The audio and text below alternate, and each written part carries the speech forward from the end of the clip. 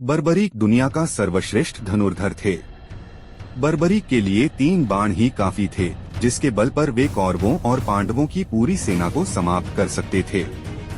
युद्ध के मैदान में भीम पौत्र बर्बरीक दोनों खेमों के मध्य बिंदु एक पीपल के वृक्ष के नीचे खड़े हो गए और यह घोषणा कर डाली कि मैं उस पक्ष की तरफ से लड़ूंगा जो हार रहा होगा। बर्बरीक की इस घोषणा से कृष्ण चिंतित हो गए। बर्बरीक के 3 तीर दिव्य और अत्यंत शक्तिशाली माने जाते थे, जिनके बारे में कहा जाता है कि वे किसी भी लक्ष्य को निश्चित रूप से भेद सकते थे और युद्ध के परिणाम को अकेले ही निर्णय कर सकते थे। इन 3 तीरों की विशेषता यह थी कि पहला तीर लक्ष्य को चिह्नित करता था, दूसरा तीर लक्ष्य को नष्ट करता था और तीसरा तीर पहले 2 तीरों को वापस लाता था।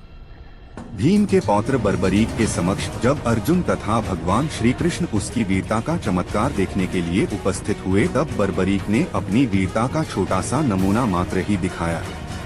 कृष्ण ने कहा कि यह जो वृक्ष है, इसके सारे पत्तों को एक ही तीर से छेद दो तो मैं मान जाऊंगा।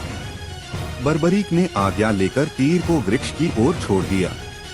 जब तीर एक एक कर सारे पत्तों को छेदता जा रहा था, उसी दौरान एक पत्ता टूटकर नीचे गिर पड़ा। कृष्ण ने उस पत्ते पर यह सोचकर पैर रखकर उसे छुपा लिया कि यह छेद होने से बच जाएगा, लेकिन सभी पत्तों को छेदता हुआ वह तीर कृष्ण के पैरों के पास आकर रुक गया। तब बर्बरीक ने कहा कि प्रभु, आपके पैर के नीचे एक पत्ता दबा है, कृपया पैर हटा लीजिए, क्योंकि मैंने तीर को सिर्फ पत्तों को छेदने की आज्ञा दे रखी है, आपके पैर को छेदने की नहीं। उसके इस चमत्कार को देखकर कृष्ण चिंतित हो गए। भगवान श्री कृष्ण यह बात जानते थे कि बर्बरीक प्रतिज्ञावश हारने वाले का साथ देगा। यदि कौरव हारते हुए नजर आए तो फिर पांडवों के लिए संकट खड़ा हो जाएगा, और यदि जब पांडव बर्बरीक के सामने हारते नजर आए तो फिर वह पांडवों का साथ देगा। इस तरह वह दोनों ओर की सेना को एक ही तीर से खत्म कर देगा। तब भगवान श्री कृष्ण ब्राह्मण का भेष बनाकर सुबह बर्बरीक के शिविर के द्वार पर पहुंच गए और दान मांगने लगे। बर्बरीक ने कहा, मांगो ब्राह्मण, क्या चाहिए?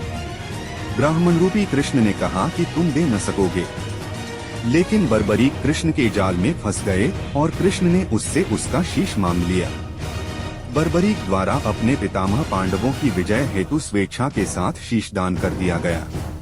बर्बरीक के इस बलिदान को देखकर दान के पश्चात श्री कृष्ण ने बर्बरीक को कलियुग में स्वयं के नाम से पूजित होने का वर दिया। आज बर्बरीक को खाटू श्याम के नाम से पूजा जाता है। जहां कृष्ण ने उसका शीश रखा था, उस स्थान का नाम खाटू है।